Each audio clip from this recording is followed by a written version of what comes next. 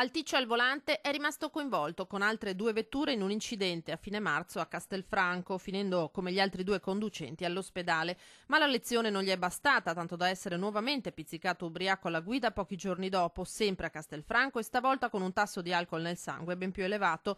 È una stangata quella che attende un automobilista di 48 anni di Galliera Veneta, per 2 volte finito nel mirino della polizia stradale, guadagnandosi una denuncia a piede libero per guida in stato di ebbrezza, sospensione della patente e pene pecuniarie che potrebbero superare complessivamente gli 8.000 euro. Nel primo caso aveva un tasso di alcol di 0,76, poco oltre il limite, nel secondo il doppio, 1,56. Va anche detto che l'esame tossicologico effettuato in ospedale su tutti e tre i conducenti rimasti feriti nell'incidente sulla regionale 53 è poi risultato positivo. Tutti avevano dunque bevuto e si erano poi messi al volante. Un fenomeno preoccupante, basti pensare che nel fine settimana la Polstrada ha effettuato controlli in tutta la provincia, verificando lo stato di 100 conducenti e sanzionandone 3. 2 erano oltre il limite, una ragazza neopatentata pur sotto lo 0,50 è risultata positiva sia ad alcol che alla cocaina.